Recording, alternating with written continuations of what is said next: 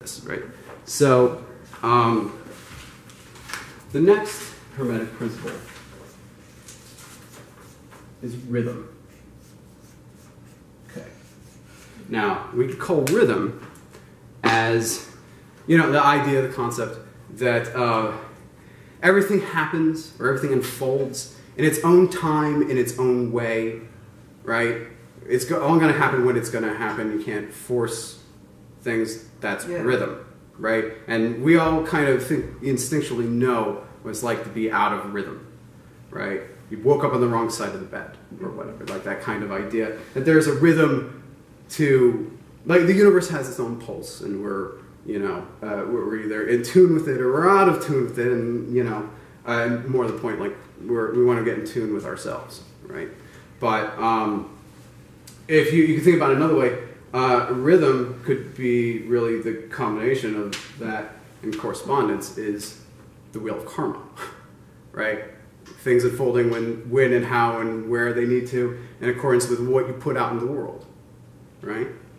Okay, so, and that's also, history does the same thing, right? We talk about history repeating, history repeats itself. We see that happen in our own lives. This repeats itself over and over. And I think my favorite is, I think it was Mark Twain actually said, that history doesn't repeat itself, but it rhymes, right? And I think that's a little closer to what we mean, where it's not exact, it's not the same, but it rhymes, right? And I'll use that a lot. That rhymes, and so that's another rhythm rhyme, right? That kind of thing. So so now that we're getting a little lower, and we're almost down here to us, we're going to talk about the next Sephiroth, and that is, its color is purple, its number is 9, and its name is Yesod, which means foundation. Now, Hebrew words? Yes. Yeah, the Kabbalists came up with these names. Okay, so Yesod means foundation, and it also refers to the creative, the sexual chakra. It ties to the reproductive aspects of the human body and that kind of stuff too. But for our purposes, Yesod is what we would call the astral plane, right? Now, really, because it's all nested, dolls or whatever, we could really draw a line all around all of it. And as far as we're concerned, it's all the astral plane. But really, we could subdivide and subdivide and subdivide, so on and so on. But the idea is that when we say foundation, what we mean is, when we were talking about mana, being the information that articulates reality, of which physical reality is just one aspect. It's like the Matrix, right? When we talk about the movie The Matrix, I think there's a very real, serious reason why that movie resonates with so many people. But I really do think it speaks to our experience. We were talking about last class of the idea of, like, we're piloting our meat suits or whatever in this 3D reality and bumping into each other, but our consciousness is somewhere else.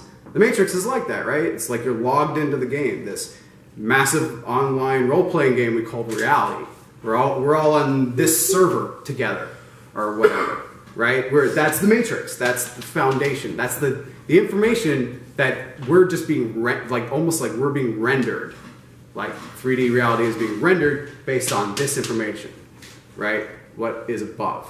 So for our purposes, everything's the astral, but really this is where we put like our unconscious mind, as opposed to the conscious mind. So this is where we start to get a lot of our magical dynamics, or magical communication between the conscious and unconscious. For Yesod is the vehicle for ascension, right? The unconscious is the vehicle for ascension. So, the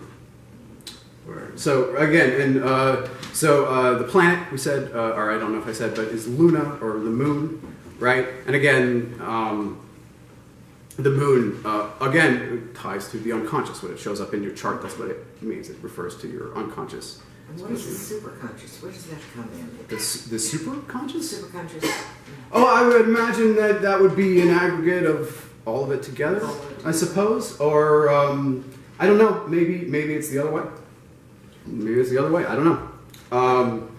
Okay, so we were talking. All right, so Luna, the conscious mind. So we were talking about. Right. So how best to say? All right. Well. Okay. You know what? Now that we've got this dynamic. Let's talk about a more interesting. I keep saying that. I like it. I like it a lot. So now that we've got these planets articulated, we know where they are on the chart, right? Now we can finally start to talk about the hexagram, which is cool, right? Everybody, I'm sure this crowd is familiar with sacred geometry and all that kind of stuff. Obviously, we can see a lot of sacred geometry going on here, but what we're going to talk about is the hexagram. These seven with one in the middle. Right? Should have done that in black. What is a hexagram? Well, it's this shape. Huh? Isn't it the That's a hexagram. There's, there's all kinds of ways to draw the hexagram. But what we're talking about when we talk about the alphabet of desire.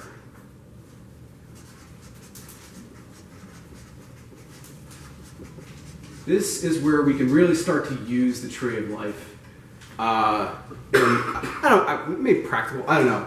I find it practical. So the alphabet of desire is based on the work of Austin Osman Spare, who is a famous occultist and artist and whatever. But he came up with this really cool system that I like very much, where he uses the dynamic of the tree of life, and he puts, so like for our purposes, Saturn would go here, right?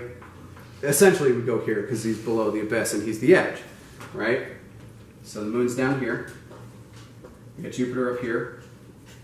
Mercury down here. We got Venus over here. And we got Mars up here, right? Okay, so, and then that makes the sun in the middle, right?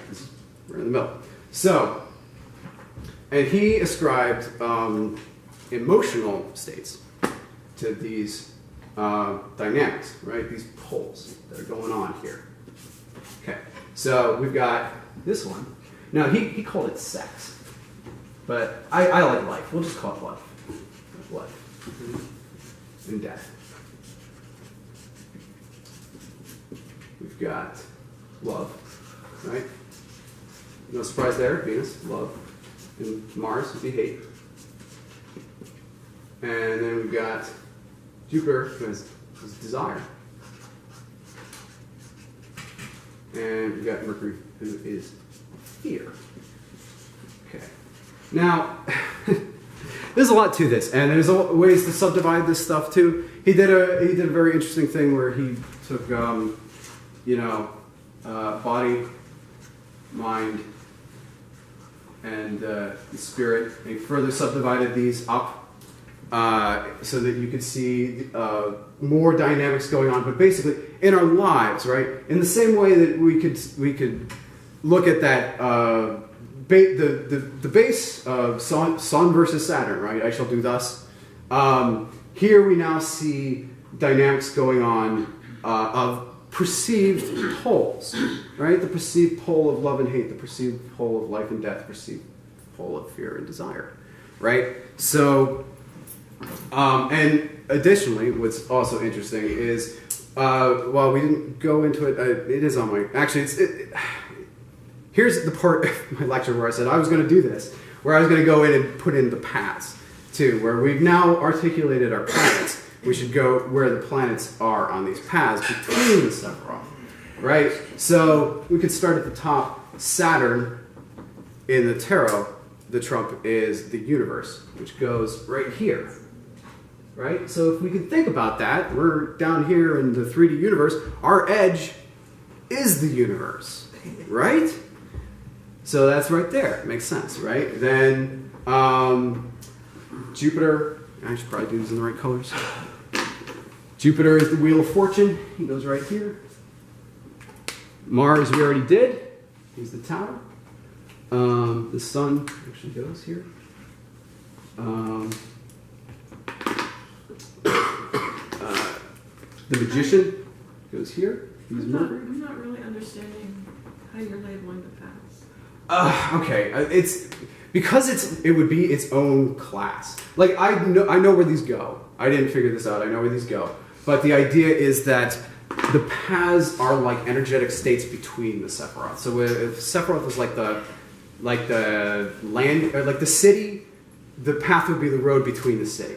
Okay, in that sense, like if this was, a heaven and this was a hell or whatever, the road between them would be strength. I guess if you want to think about it that way. Okay.